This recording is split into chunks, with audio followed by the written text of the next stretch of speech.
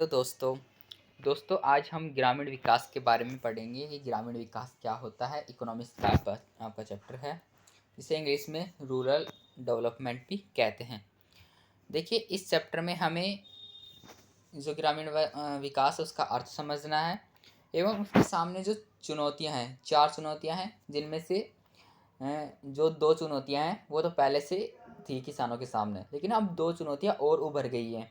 तो इन चुनौतियों के बारे में ही इस पूरे चैप्टर में पढ़ना है। तो जो ये 4 चुनौतियां मैंने लिखी है, तो इन 4 चुनौतियों में ही आपका पूरा चैप्टर कंप्लीट हो जाएगा। सबसे पहले हम देखते हैं कि ग्रामीण विकास क्या होता है, इसका अर्थ क्या होता है। अब डेफिनेशन कैसे लिखेंगे, देखिए। ग्रामीण विकास से अभिप्राय ग्रामीण क्षेत्रों की आर्थिक तथा सामाजिक समृद्धि के लिए, यानी कि उनकी वृद्धि के लिए एक नियोजित कार्यविधि है। और जब हम ग्रामीण विकास की बात करते हैं, ग्रामीण यानी कि जो गाँवों का विकास होता है उसकी बात करते हैं हम, तो हम उसमें क्या देखते हैं, हम ये देखते हैं कि जो उनकी आर्थिक क्रियाएं हैं वो बढ़ जाएं, जो भी वो सामाजिक उनके सेक्टर हैं उनमें वृद्धि हो। जैसे वहाँ पे स्कूल कॉलेज जो सामाजिक सेक्टर हैं उनमें वृद्धि हो, स्वास्थ्य सेवाएं अच्छी हो। और आर्थिक क्रियाओं की बात हम करते हैं तो मतलब उनकी मतलब कृषि जो जो भी वो कार्य करते हैं, कृषि करते हैं तो कृषि में उनकी वृद्धि हो, मतलब कृषि में जो उन्हें ज़्यादा कमाई हो और किसानों को अच्छा खासा फ़ायदा हो। और अगर वो कृषि के अलावा और भी काम करते हैं, जो कि मैंने इस चैप्टर में लिखे भी हैं क्या क्या कार्य करते हैं, जैसे पशुपालन करते हैं तो पशुपालन में भी उनकी मतलब अच्छी खासी कमाई हो। तो ग्रामीण विकास का अर्थ यही है कि ग्रामीण के लोगों को अच्छे अच्छे मतलब पैसे मिले, अच्छी कमाई वो करें। तो यही है ग्रामीण विकास का मतलब। आर्थिक और सामाजिक रूप से इसे देखा जाता है। आर्थिक का मतलब है अच्छी कमाई हो, सामाजिक का मतलब अच्छी सुविधाएं हो। ये बस ये डेफिनेशन आप लिख सकते हैं कभी भी आपसे अगर पूछ भी ली जाए एग्जाम में तो। फिर ग्रामीण विकास की चुनौतियों के बारे में बात करते हैं कि क्या चैलेंजेस हैं ग्रामीण विकास के सामने। तो देखिए, सबसे पहले उनके पास जो चुनौती होती है वो बहुत ही इंपॉर्टेंट चुनौती है, ग्रामीण साख की चुनौती। देखिए, साख क्या होता है। साख को आप हिंदी में लोन भी कह सकते हैं। साख का मतलब होता है बैंकों से उधार ले लिया हुआ जो लोन होता है उसे ही साख कहते हैं। तो आपको पता है कि किसान बहुत से किसान होते हैं, वो किसान जितने भी होते हैं वो बैंक से ज़रूर उधार लेते हैं पैसे। तो उन्हीं के बारे में हमें पढ़ना है कि किस किस बैंक से लेते हैं और क्या क्या प्रकार होते हैं साख के। फिर ग्रामीण विपणन विपणन की चुनौती। ग्रामीण विपणन की चुनौती, देखिए वर्ड डिफिकल्ट लग रहा है आपको विपणन, लेकिन इसका अनुवाद करते हैं आप, अनुवाद तो इसका मतलब होता है कि जो ग्रामीण जो मतलब जो फसलें वहाँ पे प्रोडक्शन होती है उनको बेचने की समस्या है। अब वो प्रोडक्शन तो कर लेते हैं लेकिन उसको बेचेंगे कैसे मार्केट में, उसकी समस्याओं के बारे में भी पढ़ना है। इंग्लिश में से लिख रखा है मैंने, आप देख लीजिए। फिर ये तो पहले की चुनौती हो गई, इसे पहले की चुनौती मानते हैं। अगर आप बुक में देखो तो उसमें मानते हैं कि ये मतलब आधुनिक काल की यानी कि पहले की चुनौती थी। किंतु अगर हम वर्तमान की चुनौतियां देखें जो अभी उभर रही हैं तो वो ये 2 चुनौती है। उत्पादन क्रियाओं के विविधीकरण, यानी कि जो फसलें होती हैं उनके बहुत से प्रकार होते हैं, उत्पादन के भी बहुत से प्रकार होते हैं, जो प्रोडक्शन करते हैं किसान, तो उनके बारे में पढ़ना है क्या क्या प्रकार होते हैं। और फिर जैविक कृषि के बारे में पढ़ना है। तो इन चीज़ों के बारे में पढ़ना है। तो चलिए चैप्टर को स्टार्ट करते हैं। सबसे पहले हम नंबर वाइज मैंने लिखा है ताकि आपको पता चलता जाए कि कैसे कैसे हम नंबर वाइज बात कर रहे हैं इसकी। तो ग्रामीण साख की बात करते हैं हम। ग्रामीण साख क्या होता है, देखिए। गांव के किसान अपनी आवश्यकताओं की पूर्ति तथा कृषि कार्य हेतु विभिन्न संस्थाओं से धन एकत्रित करते हैं, इसे ही ग्रामीण साख कहा जाता है। एग्जाम्पल से समझिए, मान लीजिए एक ए नाम का व्यक्ति है जो कि अपने गांव में खेती का कार्य करता है। किंतु क्या हुआ कि उसे जो खेती से जो प्राप्त होने वाली जो आय है वो बहुत ही कम है। अब वो दोबारा दूसरा जो वर्ष है उसमें भी वो खेती करना चाहता है, किंतु उसके पास मनी नहीं है। मनी है लेकिन उसके पास कम है, इसलिए उसे पैसे चाहिए। अब वो पैसे क्या करेगा, पैसे या तो फिर अपने गांव के भाईचारों से पूछेगा, जो मतलब जानते हो जान पहचान से पूछेगा कि पैसे, और उनसे नहीं मिलेंगे तो फिर वो क्या करेगा कि वो बैंकों के पास जाएगा कि बैंक उन्हें लोन दे दें। अगर कम ब्याज पे लोन दे दें तो और भी अच्छी बात है, ज़्यादा पे दें तो फिर वो कम लोन लेगा, ऐसे मतलब लोन लेता है। तो साख इसे कहते हैं कि कोई भी व्यक्ति अगर बैंक से पैसे उधार लेता है तो उसे लोन कहते हैं। ये बैंक से भी नहीं, अपने अगर पड़ोसियों से लेता है, रिश्तेदारों से लेता है, दोस्तों से लेता है, व्यापारियों से लेता है, तो उसके बारे में हम नीचे पढ़ेंगे। तो उन्हें भी साख ही कहा जाता है, वो भी एक तरीके से लोन ही होता है। अब देखिए, धन की आवश्यकता फसल को बोने एवं काटने से लेकर बेचने तक किसानों को ऋण की ज़रूरत पड़ती है। देखिए, ऋण की ज़रूरत क्यों पड़ती है? भाई फसल को उगाएंगे भी, फिर उसे काटेंगे भी फसल को, फिर उसमें मतलब अच्छी जो फसलें हैं वो भी छाटेंगे, फिर उसे मार्केट तक ले जाएंगे भी, मार्केट तक किराया भाड़ा सब कुछ, सभी चीज़ों में मतलब ऋण की आवश्यकता होती है किसानों को। अब आता है यहाँ से इम्पोर्टेंट चीज़ें आपके लिए, क्वेश्चन आ सकता है, ग्रामीण ऋण के क्या प्रकार, कितने प्रकार होते हैं? यानी कि जो ग्रामीण, जो गांव के जो मतलब ऋण होते हैं, जो उधार लेते हैं, वो किस किस समय पर उधार लेते हैं, यानी कि कितने समय के लिए उधार लेते हैं, उनके प्रकार दिए हुए हैं। जैसे अल्पकालीन के लिए, यानी कि जो शॉर्ट रन होता है उसके लिए लेते हैं, फिर मध्यकालीन, फिर दीर्घकालीन, इन तीनों के बारे में दे रखा है, एक एक पढ़ते हैं। देखिए, जो अल्पकालीन होता है उस वो 6 से 12 महीने तक लिया जाता है। आपको याद रखना है, 1 मार्क्स के लिए भी इम्पोर्टेंट है और 2 मार्क्स के लिए भी इम्पोर्टेंट है। इसमें क्या क्या किसान खरीदते हैं? जैसे बीज खरीदना हो, भाई नई फसल बोनी है तो बीज खरीद लेते हैं, खाद खरीदनी हो फसलों के लिए, कीटनाशक दवाइयाँ छिड़कनी हो उसके लिए, मतलब छोटा ब्याज लेते हैं, कम समय के लिए लेते हैं, और अवधि भी 6 से 12 महीने तक होती है, ये भी आपको याद रखना है। पहला क्लियर? कोई डाउट हो तो कमेंट में बताना। फिर सेकंड है मध्यकालीन, जो कि कम समय के लिए लिया, मतलब मध्य समय के लिए लिया जाता है, ना ज़्यादा समय के लिए ना कम समय के लिए, मतलब मध्य समय के लिए। जैसे 12 महीने से 5 वर्ष तक, भाई आप 1 साल से 5 साल तक जो भी लोन लेंगे वो मध्यकालीन लोन कहलाएगा। इसमें किसान हो सकता है मशीन खरीद लें, अच्छे जो नई मशीन, मतलब जो मशीनें पुरानी हो गई और उनको बेच दे और नई मशीनें खरीद लें, तो ऐसे मशीन खरीदने के लिए भी लोन लेते हैं। या फिर कुआँ खुदवाने हो, बावड़ी खुद बनवानी हो खेतों में, तो इनके लिए भी लोन ले लेते हैं किसान। अब आता है दीर्घकालीन लोन। दीर्घ का मतलब आपको चल रहा है बहुत समय के लिए, यानी ज़्यादा बड़ा लोन लेते हैं।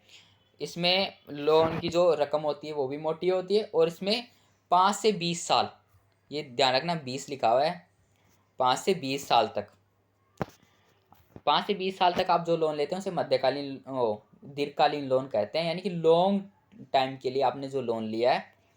इसमें हो सकता है किसान भूमि खरीद ले या फिर उसमें सुधार करे, तो ये मोटा रकम लेता है और इससे मतलब ज़्यादा वर्ष के लिए ये लोन लेता है। तो आपको ये तीनों पता चल गए होंगे, इसमें ज़्यादा कुछ नहीं है, बस आपको अवधि याद रखनी है और क्या क्या कार्य करवाते हैं इसमें याद रखना है, ज़्यादा कुछ चीज़ आपको याद करने की ज़रूरत नहीं है। फिर ग्रामीण साख के स्रोत, आप टाइप्स कह लीजिए एक तरीके से, मैंने अभी जो बताया कि जो साख होता है, गाँव को जो गाँव के जो किसान होते हैं जो साख लेते हैं वो 2 प्रकार से लेते हैं। एक तो संस्थागत साख लेते हैं, एक गैर संस्थागत लेते हैं, यानी कि स्रोत होते हैं इसके। सोर्स, स्रोत ना माने तो आप टाइप मान लीजिए, इंग्लिश में से इंस्टीट्यूशनल और नॉन इंस्टीट्यूशनल। अब देखिए, नाम में अर्थ को देखिए, इंस्टीट्यूशनल का मतलब क्या होता है, यानी कि कोई इंस्टीट्यूट से लिया हो, जैसे कोई संस्था हो, जैसे एक बैंक संस्था मानी जाती है, यानी कि अगर कोई किसान किसी संस्था से लोन लेता है तो उसे संस्थागत स्रोत में शामिल किया जाएगा। अगर कोई किसान किसी व्यक्ति से ले लेता है लेकिन वो व्यक्ति किसी संस्था का हिस्सा नहीं है, यानी कि किसी भी इंस्टीट्यूट का वो हिस्सा नहीं है, तो वो गैर संस्थागत स्रोत माना जाएगा। एग्जाम्पल से आप और भी अच्छे से समझ जाएंगे। जैसे अगर ग्रामीण विकास बैंक, भूमि विकास बैंक या नाबार्ड जैसी संस्थाओं से किसान लोग लोन लेते हैं, या भी अदर बैंक, ये ज़रूरी नहीं है मैंने ये बैंक लिखे हैं तो यही है, अदर बैंक जितने भी आपके बुक में दे रखे हैं, जितने भी बैंक आप देखते हैं, अगर किसी भी बैंक से किसान लोन लेते हैं तो वो संस्थागत स्रोत में आएगा, अन्यथा वो गैर संस्थागत स्रोत में आएगा अगर वो किसी बैंक से नहीं लेते। जैसे अगर किसी मित्र से ले लेते हैं वो किसानों का कोई मित्र हो सकता है, जैसे आपका भी मित्र होता है, आप अपने मित्र से ले लेते हैं लोन, ऐसे ही किसान आप अगर अपने मित्र से ले लें या अपने फिर किसी रिलेटिव से ले लें या फिर किसी व्यापारी से ले लें, तो वो गैर संस्थागत स्रोत आएगा, क्योंकि ये किसी संस्था में जाकर लोन ले लेते हैं, ये आपके आस पड़ोस में ही लोन आपको मिल जाता है। इसे लोन भी नहीं कहते, इसे उधार कहते हैं। जैसे आप किसी दोस्त से भी उधार ले लेते हैं तो वैसे ही किसान भी ले लेते हैं उधार, लेकिन उस पर भी ब्याज देना पड़ता है उनको। और मैं आपको एक चीज़ बताऊं, ये जो बैंक होते हैं ये ब्याज फिर भी कम लेते हैं उनसे, लेकिन जो ये मित्र होते हैं या फिर व्यापारी होते हैं ये उनसे ज़्यादा ब्याज पर उन्हें पैसे देते हैं। तो आपको ये चीज़ ज़रूर ध्यान रखनी है। अब आपको एक चीज़ आ जाती है नाबार्ड, उसके बारे में मैंने आगे बताया डिटेल में, क्योंकि नाबार्ड के बारे में आपको जानना चाहिए, क्वेश्चन अक्सर आ जाता है। एक मार्क्स में इसके आ जाता है कि इसकी स्थापना कब हुई, 1982 में, आपको याद रखना है। और फिर आगे इसकी और चीज़ें आ जाती हैं, स्वयं सहायता समूह है, वाणिज्य बैंक और सरकार भी आ जाती है। देखिए जो संस्था के स्रोत होते हैं उसमें ये भी आ जाते हैं। स्वयं सहायता समूह क्या होता है, किसान अपनी सहायता से ही एक मतलब कमेटी बना लेते हैं और उसी से वो अपना मतलब खर्चा चला लेते हैं। तो एक कमेटी, मान लीजिए किसानों की एक कमेटी होती है, उसे ही स्वयं सहायता समूह कहते हैं, यानी कि वो खुद की सहायता कर ले। लेकिन नाम में अर्थ को ढूंढने की कोशिश कीजिए आप। फिर वाणिज्य बैंक और सरकार तो हेल्प करती है किसानों की, तो इनके बारे में ये दे रखा है। अब नाबार्ड के बारे में हम पढ़ते हैं। नाबार्ड क्या, देखिए अक्सर इसकी या तो फुल फॉर्म पूछ ली जाएगी 1 मार्क्स में अगर क्वेश्चन आएगा तो, फिर और इसकी स्थापना पूछ ली जाएगी। तो याद रखिए इम्पोर्टेंट है, आपको 1 मार्क्स के लिए इम्पोर्टेंट है ही। वैसे आपसे पूछ भी लिया जाए कि नाबार्ड संस्था क्या है, कोई भी पूछ ले, तो आपको बताना है कि ये कृषि साख की सर्वोच्च संस्था है। बस आपको एक शब्द में आंसर दे देना है कि कृषि साख की सर्वोच्च संस्था है, आपको मार्क्स मिल जाएंगे। और एक्सप्लेन करना है तो बता सकते हैं कि ये एक ऐसी संस्था है जो ग्रामीण क्षेत्रों को साख प्रदान करने वाली संस्थाओं को यह आवश्यकता पड़ने पर ऋण प्रदान करती है।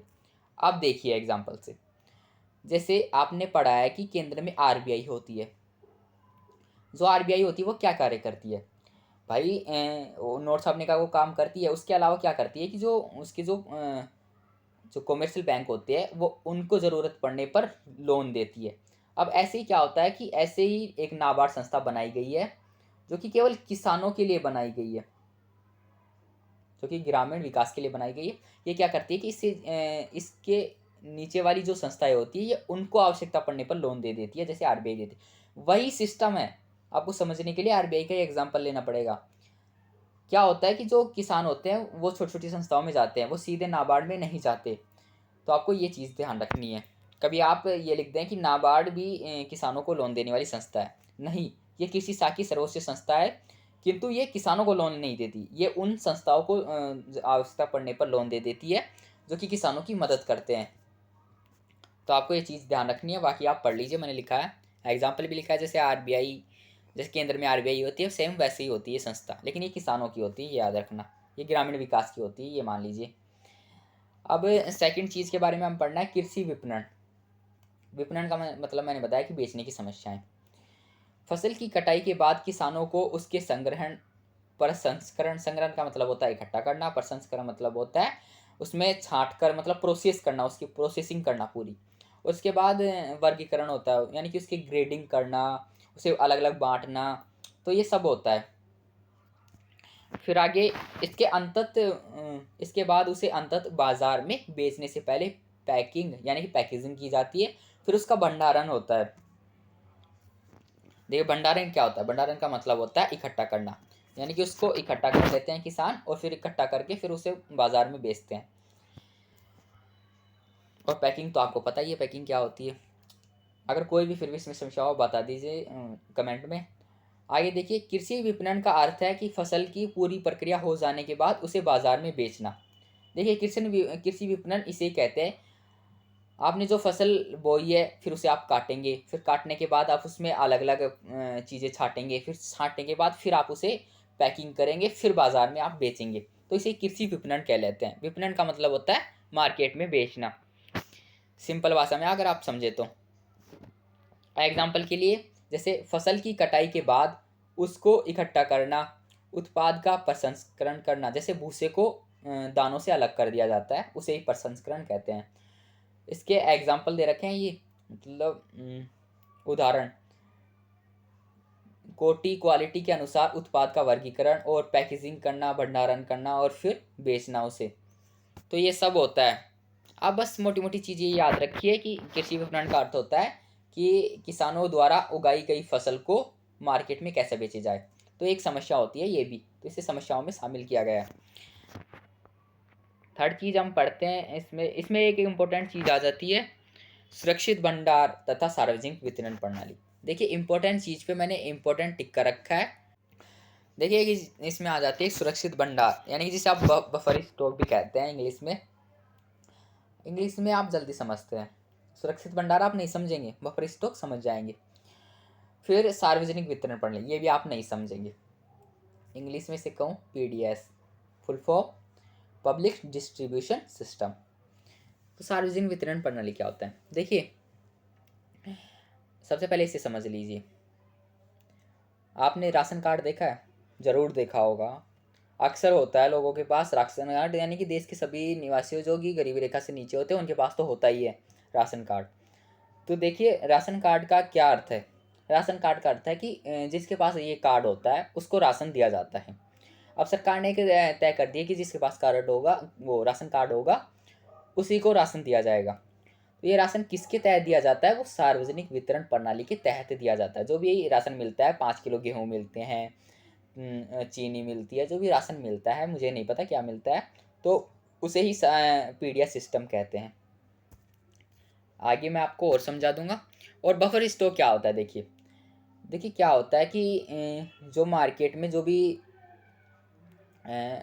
आप ऐसे समझिए कि हमारी जो सरकार है, जो गवर्नमेंट है, वो किसानों से फसलें खरीद लेती है। वो अगर किसानों की फसल मार्केट में नहीं बिक्री होती है तो वो फसल खरीद लेती है, और फसल खरीद के क्या करती है, उनका स्टॉक बना लेती है, ताकि जब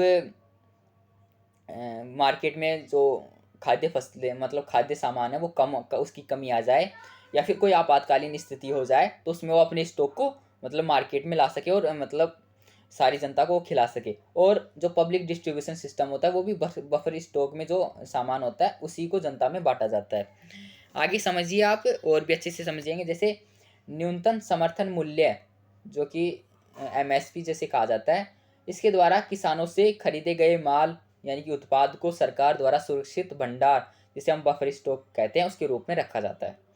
ये मैंने बताया कि जो सरकार होती है वो किसान से एक निश्चित मूल्य पर सामान को खरीद लेती है और उसे अपने मतलब बफर स्टॉक कर लेती है, उसे स्टॉक कर लेती है, सुरक्षित रख लेती है अपने पास।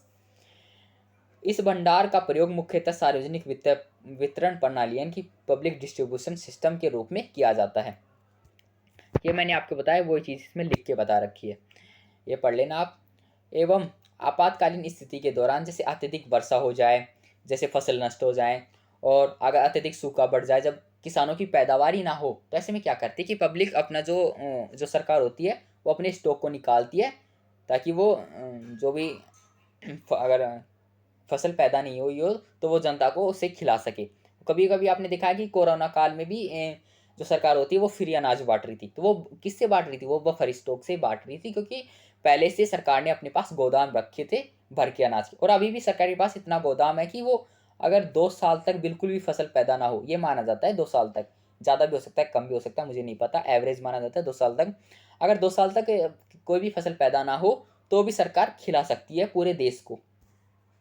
तो इतना स्टॉक है सरकार के पास। अब हम देखते हैं थर्ड पॉइंट, कृषि विविधीकरण। इसे नॉर्मल भाषा में आप समझिए फसलों के प्रकार, तभी आप इसे समझ पाएंगे। जब तक आपको किसी चीज़ का नॉर्मल वाक्य नहीं पता चलता तब तक आपको लगेगा कृषि विविधीकरण क्या है, कृषि विविधीकरण आपको समझ में नहीं आएगा। तो देखिए ये भी एक उभरती चुनौती है, क्या है इसे समझते हैं। कृषि की फसलें अनेक प्रकार की होती हैं एवं उनके अलग अलग मूल्य भी रखे जाते हैं। जैसे चावल की कुछ मुख्य फसलें होती है, अमन, बोरो, बासमती आपने देखा है बहुत ही अच्छे किस्म के चावल होते हैं और महंगे भी होते हैं। तो आप ऐसे समझ लीजिए कि भारत के अंदर कितनी प्रकार की फसलें होती हैं, जितनी भी प्रकार की आपको नाम याद है, जितनी प्रकार की होती हैं, तो उन फसलों के प्रकार को ही कृषि का विविधीकरण कहते हैं। अब ये समस्या कैसे है, ये समस्या इस तरीके से है कि जितनी भी फसलें होती है, किसी फसलों का कम दाम मिलता है किसानों को, जो ज़्यादा मात्रा में मौजूद है उसको कम ही दाम मिलेगा, और जो कम मात्रा में मौजूद है उसको ज़्यादा दाम मिलता है। कैसे आप समझिए, देखिए नीचे इसमें दे रखा है, मैं आपको समझाता हूँ। फिर किसान को किसी फसल से कम आमदनी होती है तो किसी से ज़्यादा होती है। भारत में बहु फसल प्रणाली है, यानी कि यहाँ पे बहुत सी फसल उगाई जाती है एवं सरकार भी इसको वरीयता देती है। देखिए आप आसानी से समझिए, मान लीजिए किसी किसान ने गेहूं की जो प्रकार होते हैं, अलग अलग प्रकार के मतलब फसल उत्पादन, जो अलग अलग प्रकार के बीज बोए हैं और अलग अलग प्रकार की फसलें पैदा हुई है। मान लीजिए किसी में तो मोटे अनाज के गेहूं है, यानी कि मोटे वाले गेहूं है, और किसी में बारीक वाले गेहूं है। तो किसानों को मोटे जो वाले गेहूं है उनका ज़्यादा दाम मिल जाता है और बारीक वाला जो गेहूं है उसके कम दाम मिल जाता है। तो ये भी एक समस्या बनी हुई है सरकार के पास, इसलिए इसे एक समस्या के रूप में माना जाता है। अब इसके उत्पादन का विविधीकरण, अब हमें कृषि का देख लिया, अब उत्पादन का विविधीकरण देख लिया, यानी कि उत्पादन भी बहुत से प्रकार के होते हैं। देखिए विविधीकरण का मतलब आप समझिए टाइप्स, इसे टाइप्स ही कहते हैं, इसे प्रकार कहते हैं, हिंदी में, इंग्लिश में टाइप्स कहते हैं। जैसे कृषि के अलावा जो कौन से कार्य हैं जो मतलब गांव के लोग करते हैं, कृषि के अलावा कौन से कार्य हैं? कृषि के अलावा किए जाने वाले कार्य जैसे पशुपालन हो गया, लोग पशुपालन भी कर लेते हैं, मतलब पशु पाल लेते हैं, उसका दूध बेचते हैं, फिर उससे भी कमाई करते हैं। मत्स्य पालन हो गया, मछलियों को पालते हैं, फिर उसे बेचते हैं मार्केट में, और ये होता है। फिर मुर्गी पालन भी होता है, मुर्गियों को पाल लेते हैं और उसे भी बेचते हैं। मधुमक्खी पालन भी होता है, लेकिन मधुमक्खी पालन बहुत ही कम होता है, और मत्स्य पालन भी बहुत कम किया जाता है। लेकिन ये आपका एग्जाम्पल है, आपको लिखने ही है, गैर कृषि कार्य लिखने ही है आपको। अगर पूछ लिया जाए एग्जाम में, क्वेश्चन आ जाए कि कुछ गैर कृषि कार्यों के उदाहरण दीजिए, तो आप बता सकते हैं इनमें से। और एक चीज़ आती है इसमें, बागवानी। देखिए बागवानी को गैर कृषि कार्यों में शामिल किया जाता है, लेकिन एक तरीके से ये कृषि है, इसलिए मैंने इसे अलग लिख दिया है, आप देख लेना इसे। ये किसके द्वारा चालू की गई? ये स्वर्णिम क्रांति, यानी कि एक गोल्डन रिवोल्यूशन आया था 1990 के दशक में, उसके तहत स्वर्णिम क्रांति चालू की गई और इसमें बागवानी को महत्व दिया गया। देखिए बागवानी क्या है? बागवानी का अर्थ है कि फसलों एवं सब्जियों का उत्पादन करना। तो बागवानी आप लिख सकते हैं, 1 मार्क्स में बिल्कुल आ जाए, 1 मार्क्स में 2 मार्क्स में पूछ लिया जाए तो आप लिख देना फसलों एवं सब्जियों के उत्पादन को बढ़ावा देना, या मतलब करना, उत्पादन करना ही बागवानी कहलाता है। बागवानी की फ़ोटो आप जो आपके पास बुक होगी टी आर्जन, उसमें देख लेना बागवानी कैसी होती है। उसमें सब्जी और जो फल होते हैं उसको उगाया जाता है, और किस तरीके से उगाया जाता है ये भी आपको उसमें पता चल जाएगा। अब लास्ट हमारा टॉपिक आता है जैविक कृषि, उसके बाद ये चैप्टर खत्म। इसको और समझ लीजिए जैविक कृषि क्या होती है। देखिए जैविक खेती का अर्थ है कृषि में जैविक खाद का प्रयोग करना, जिसे हम गोबर खाद भी कहते हैं। तो सिंपल सा है, टॉपिक आपके दैनिक जीवन से जुड़ा हुआ है। आपको पता होगा कि आप गांव कभी गए हो तो आपने फसलों का जो मतलब जो गोबर हुआ है, पशुओं का जो गोबर होता है उसे भी आपने देखा होगा, पशुओं की जो खाद होती है उसे भी आपने देखा होगा। तो उसी खाद से फसलों का उत्पादन करना ही जैविक कृषि कहलाता है। अब एक क्वेश्चन आ जाता है कि जैविक कृषि हमें क्यों अपनानी चाहिए? तो 3-4 इसके पॉइंट है। हमें देखिए इससे स्वस्थ भोजन प्राप्त होता है। अगर आप जैविक कृषि का अगर फसल का जो भोजन आप खाएंगे तो उससे आपका स्वास्थ्य बिगड़ने का खतरा कम रहेगा, और आप स्वस्थ भोजन आप खा सकेंगे, उससे आपको स्वस्थ भोजन प्राप्त होगा। एक मृदा का उपजाऊपन भी इससे बना रहता है। तीसरा पॉइंट, फसलों में कम लागत आती है, यानी कि जो किसान होते हैं वो कम खर्चे में इस फसलों का उत्पादन कर सकते हैं। आपको पता है कि जो रासायनिक जो खाद होती है आपने देखी होगी, जो यूरिया होती है वो बहुत महंगी आती है, इसलिए हमें जैविक खाद का ही प्रयोग करना चाहिए, और सरकार भी इसको बढ़ावा देती है। बीमारियों से राहत भी मिल जाती है हमें, क्योंकि आपने देखा होगा कितनी कीटनाशक दवाई छिड़की जाती है फसलों में, वो अलग बात है। लेकिन जो आप रासायनिक खाद खाते हैं, रासायनिक खाद की जो आप फसल खाते हैं, तो रासायनिक खाद में आप जानते हैं कि वैसे ही कितनी बीमारियां हो जाती है उस फसल से। तो हमें जैविक खाद का ही उपयोग करना चाहिए ताकि हम बीमारी से बचे रहें। ये पॉइंट है, ये लिख देना अगर पूछा भी जाता है एग्जाम में। और अंग्रेजी खाद से छुटकारा मिल जाएगा इससे, और किसानों के पैसे भी कम खर्च होंगे और कम खर्च में ज़्यादा फायदा होगा, इससे ये भी होता है। तो ये चैप्टर यहीं पे ख़त्म होता है। कोई भी डाउट हो कमेंट में बता सकते हैं आप। मिलता है नेक्स्ट वीडियो में। जय हिंद।